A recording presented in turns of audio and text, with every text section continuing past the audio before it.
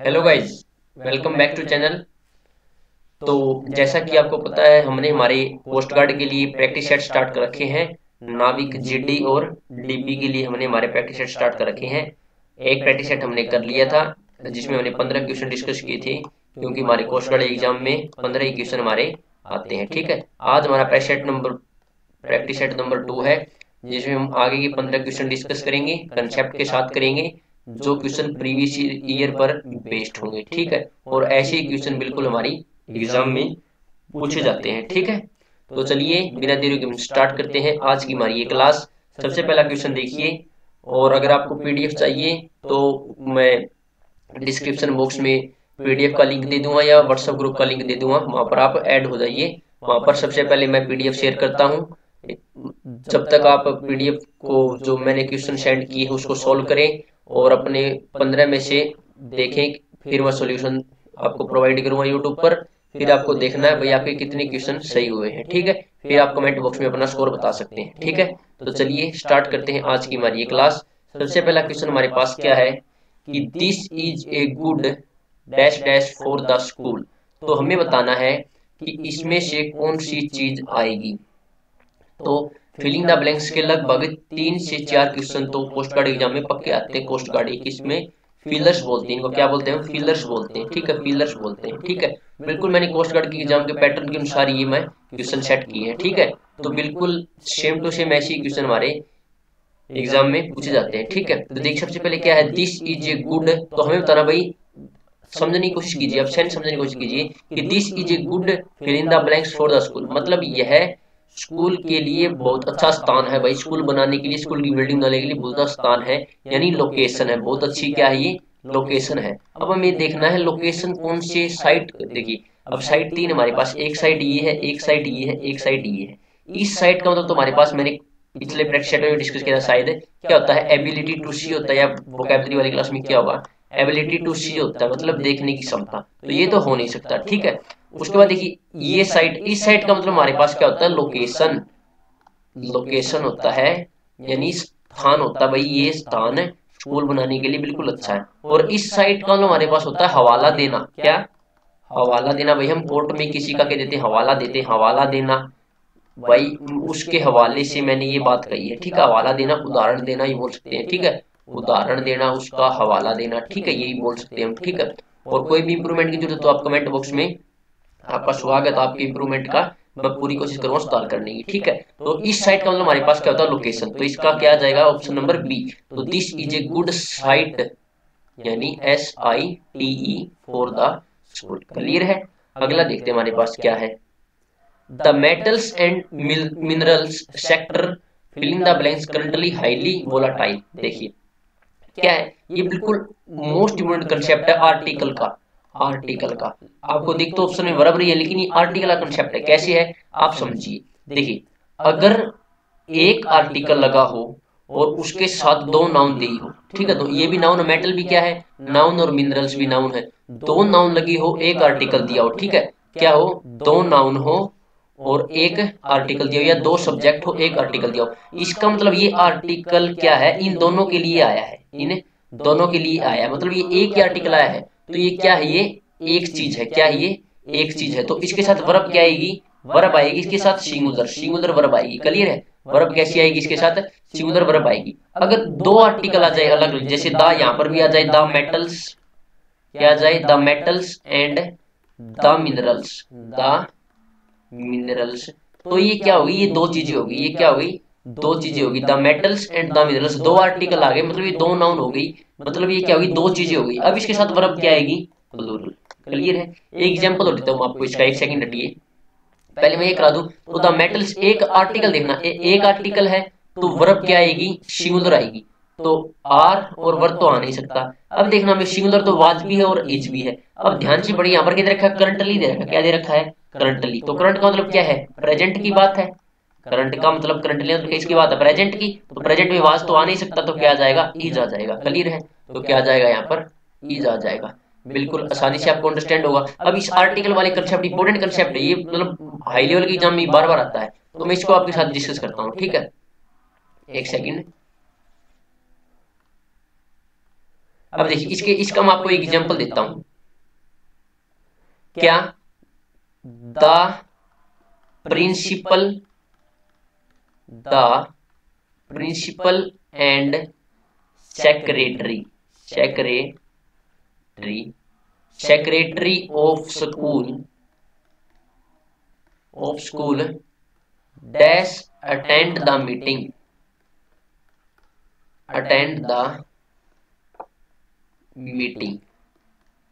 मतलब हमने क्या की, मीटिंग अटेंड की।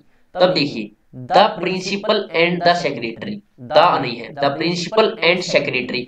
अब एक आर्टिकल लगा है ना, तो एक ही बंदा है, वही प्रिंसिपल है और वही सेक्रेटरी है। क्लियर है? तो इसके साथ वर्ब यहाँ पर क्या आएगी, सिंगुलर वर्ब आएगी। ठीक है, मैं ये आपको यही समझाना चाह रहा हूँ। कौन सी वर्ब आएगी, सिंगुलर। क्यों आएगी सिंगुलर, क्योंकि एक आर्टिकल आया ना, इसका मतलब ये है कि वही बंदा तो प्रिंसिपल है स्कूल का, वही बंदा सेक्रेटरी है। और अगर यहाँ पर भी द आ जाए या कोई और दो आर्टिकल आ जाए, एक आर्टिकल और आ जाए, the principal and the secretary, अब ये दो अलग अलग बंदे हो गए, तो यहाँ पर फिर वर्ब क्या आएगी, प्लूरल। फिर वर्ब क्या आएगी, प्लूरल।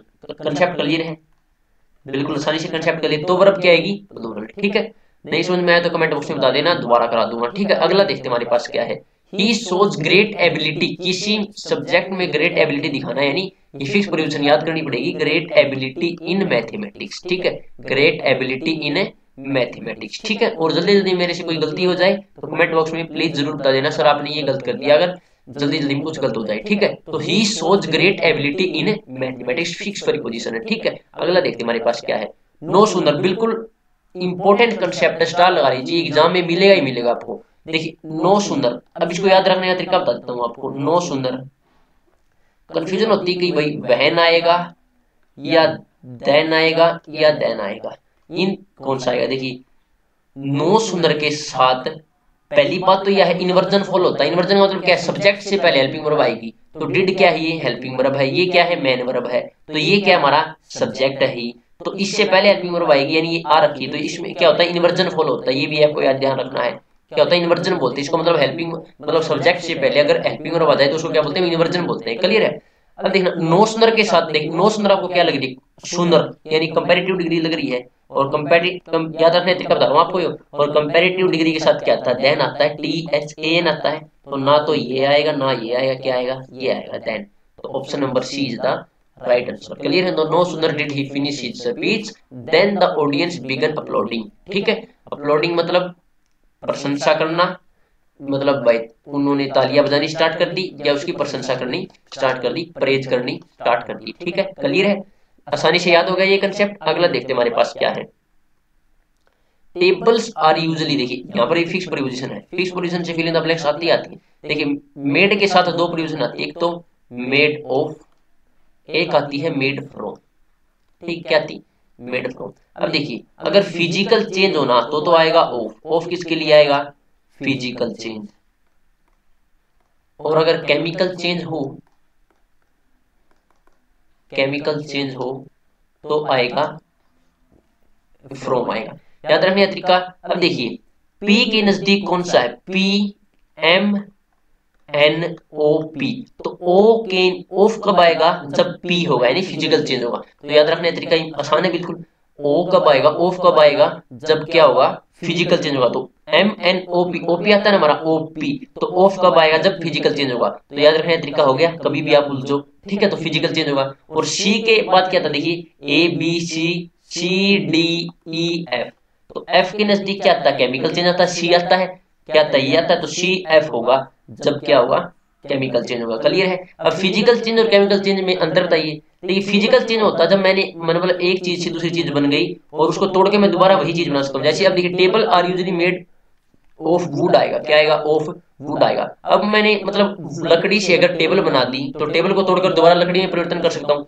लेकिन केमिकल चेंज हो तो ऐसा नहीं कर सकते। जैसे कि कर्ड यानी दही इज मेड फ्रॉम मिल्क, मतलब किससे बनाई जाती है, दूध से बनाई जाती है दही। अब हम ऐसा नहीं कर सकते, केमिकल चेंज किसको बोलेंगे, मतलब रिवर्सिबल नहीं कर सकते, इसको उल्टा नहीं कर सकते कि एक बार दूध से दही बन गया है तो दही से दूध नहीं बन सकता वापिस, तो उसे बोलते हैं केमिकल चेंज। तो इसका क्या आएगा, कर्ड इज मेड फ्रॉम आएगा, क्योंकि ये कौन सा चेंज है, केमिकल चेंज है। क्लियर है? याद रखने तरीका OPCF। क्लियर है? अगला देखते हैं हमारे पास क्या है। अगला क्वेश्चन हमारा हमें बताना है सिनोनिम बताने हमारे क्वेश्चन नंबर 6 और साथ में क्या बताना हमें सिनोनिम बताना था। ठीक है, तो वेनिस, वेनिस का मतलब हमारा होता है एकदम गायब हो जाना। क्या हो जाना?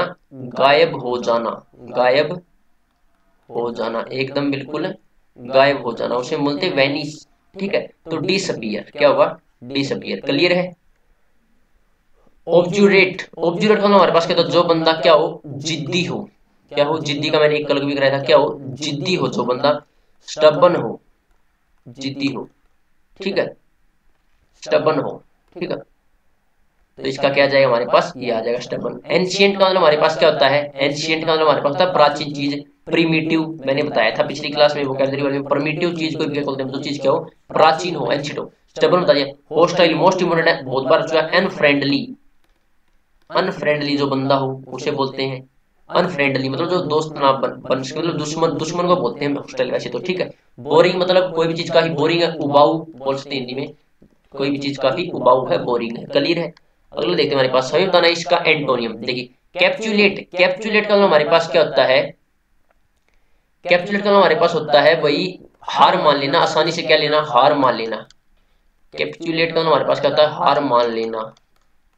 ठीक है, हार मान लेना। ठीक है, हार मान लेना यानी इल्ड। ठीक है, इसका एंटोनिम हो जाएगा असर्ट, मतलब बलपूर्वक, मतलब हार नहीं मानना, मतलब बलपूर्वक अपना बल दिखाना, यानी कोई भी चीज बलपूर्वक अपना जैसे हक लेना। ठीक है, उसे बोलते हैं असर्ट। ठीक है, सडनली मतलब अचानक कोई चीज, गैस मतलब अनुमान लगाना, वर्क हार्ड मतलब हार्ड वर्क करना, ये आपको पता ही होगा। ठीक है, कड़ी मेहनत करना। ठीक है, सडनली के लिए इंपोर्टेंट आप याद रखना अब्रप्ट। देखिए मैं ऑप्शन भी आपके साथ साथ जो इंपॉर्टेंट है और आसान भी और मुश्किल भी डिस्कस करूँ। अब्रप्ट का मतलब अब्रप्ट, अब्रप्ट का मतलब हमारे पास क्या होता है? अचानक होता है, अब्रप्ट। ठीक है, अब्रप्ट का मतलब पी है ये। अब्रप्ट का मतलब हमारे पास क्या है? सडनली कोई भी चीज अचानक हो जाना। ठीक है, और वोकैबुलरी को याद करने का ये तरीका, बार बार दोहराइए, बार बार दोहराइए। ठीक है, क्लियर है। अगला देखते हैं हमारे पास क्या है। गैरुलस, गैरुलस का मतलब हमारे पास वो बंदा होता है one who talks too much, मतलब टॉकटिव, जो बंदा बहुत ज्यादा बोलता है उसे बोलते हैं गैरुलस। क्या बोलते हैं उसे? गैरुलस बोलते हैं। तो इसका एंटोनियम होगा रेटिसेंट। ये बंदा होता है जो बहुत ही कम बोलता है। One who speaks too too less, मतलब जो बंदा बहुत ही कम बोलता है। ठीक है, बहुत ही कम बोलता है। इसका एक और आप याद सकते हैं टेसिट्रन।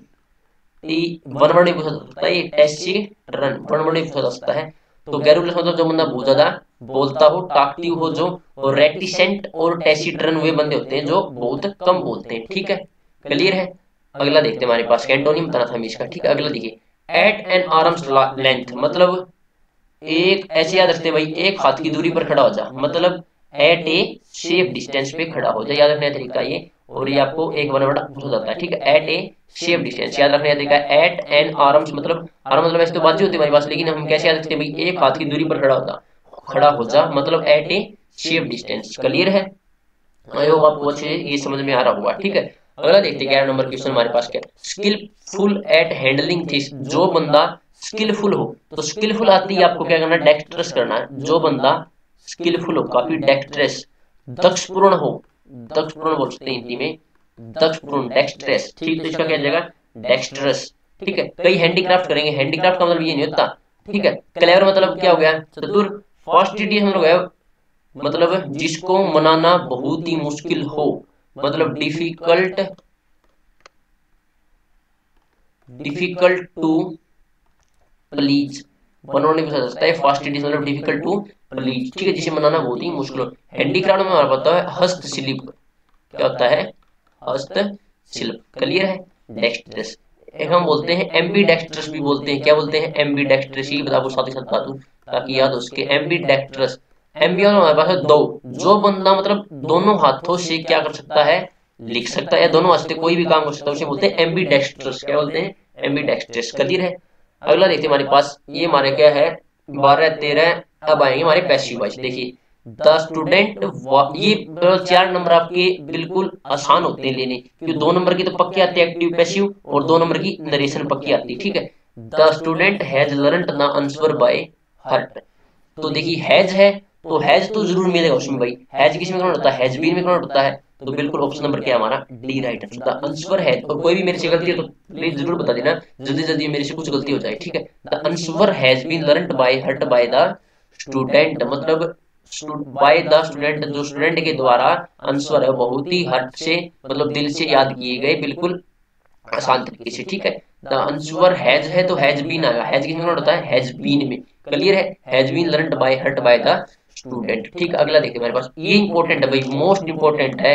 2 या 3 बार तो एयरफोर्स में ऐसा क्वेश्चन आ चुका, मतलब सेम नहीं, मतलब इसी पैटर्न का, मतलब इट इज टाइम।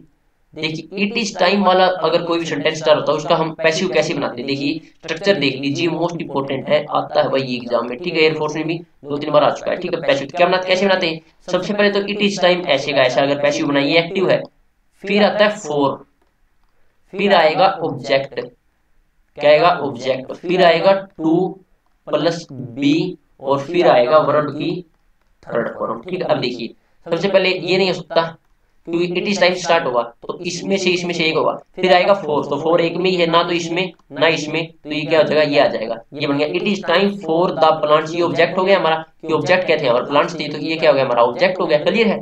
और फिर टू बी, ये हमारा टू बी हो गया पैटर्न में, ठीक है, याद रखना पड़ेगा ये पैटर्न, टू बी वाटर, और बी के बाद वर्ब की क्या होती है, थर्ड फॉर्म आती है, तो वाटर यहाँ पर किसका फॉर्म कर रहा है, वर्ब है, ये क्या है, मतलब पानी देना पड़ेगा, ठीक है, पानी देना, ठीक है, इसका क्या हो जाएगा, वाटर्ड, क्लियर है।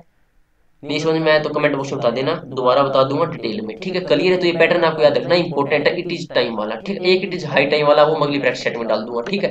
अगला देखते हैं मेरे पास क्या है, Mary said I am sorry, तो जब भी नरेशन आता है तो इज एम आर किस में कन्वर्ट होता है, आपको पता होना चाहिए, इज एम आर किस में कन्वर्ट होता है, वाजवर में, तो जिसमें वाज मिले उसको कर दो, क्या है, Mary said that she was sorry, तो आई किसके अनुसार चेंज हुआ, इसके मैरी के अनुसार सब्जेक्ट के चेंज होगा, फर्स्ट पर्सन है, क्या ये फर्स्ट पर्सन है, क्या है, फर्स्ट पर्सन, तो इसी अनुसार चेंज होगा, सब्जेक्ट के अनुसार, सब्जेक्ट के अनुसार चेंज होगा, तो इसका क्या बन जाएगा, सी बन जाएगा, तो सी वाज, यानी इज एम आर किसमें चेंज होता है, एम है तो इज एम आर किसमें चेंज होता है, वाजवर में, ठीक है, वाजवर में, तो क्या हो जाएगा, सी वाज सॉरी, तो option number A is the right answer, clear है। अगला देखते हैं, she said to me I to breakfast in, अब देखिए टू कौन सी, वर्ब की सेकंड फॉर्म, वर्ब की सेकंड फॉर्म अगर हो, अगर हम इसका उसमें नरेशन बदलेंगे तो वर्ब की सेकंड फॉर्म किसमें बदलती है, हेड प्लस, याद रखने पड़ेंगे स्ट्रक्चर, अगर आपको ये डिटेल में बतानी है तो बता देना, मैं आपको ये करवा भी दूंगा, ठीक है। मतलब वर्ब की सेकंड फॉर्म किसमें होती है, हेड प्लस वर्ब की थर्ड फॉर्म में, देख ले, हैज नहीं होगा, ये हैज हेड प्लस वर्ब की थर्ड फॉर्म, ये तो सेम दे रखा है, ये भी नहीं होगा, नन भी नहीं होगा, तो क्या हुआ, ऑप्शन चेक कर सकते हैं मेरे को, सी हेड प्लस वर्ब की थर्ड फॉर्म देख ले, हेड प्लस वर्ब की थर्ड फॉर्म, क्लियर है, तो she told me that she had taken breakfast in the morning, clear है। तो ये था आज के हमारे प्रैक्टिस सेट का सॉल्यूशन, इसकी पीडीएफ मैंने हमारे व्हाट्सएप ग्रुप है डिफेंस विद्यालय नाम से, उसमें डाल दी थी, ठीक है। ऐसे क्वेश्चन परीक्षा में जाते हैं और एयरफोर्स नेवी में पूछे भी जा चुकी हैं, मतलब प्रैक्टिस सेट पूरी मैं आपके लिए मेहनत से बना रहा हूँ, जो क्वेश्चन आ सकते हैं, ठीक है। और कोई भी टॉपिक अगर डिटेल में करना हो, जैसे वोकैबुलरी की एक क्लास ली थी मैंने, इंपॉर्टेंट वोकैबुलरी है, एक दो और क्लास भी लेके आऊंगा वोकैबुलरी की, मैं एडीएम फ्रेज की भी लेके आऊंगा, ठीक है। तो चैनल के साथ बने रहिए और इसे अपने दोस्तों के साथ शेयर करते रहिए, ठीक है। तो आज की क्लास में इतना ही, मिलते हैं हमारे अगले प्रैक्टिस सेट में या वोकैबुलरी क्लास में, जय हिंद।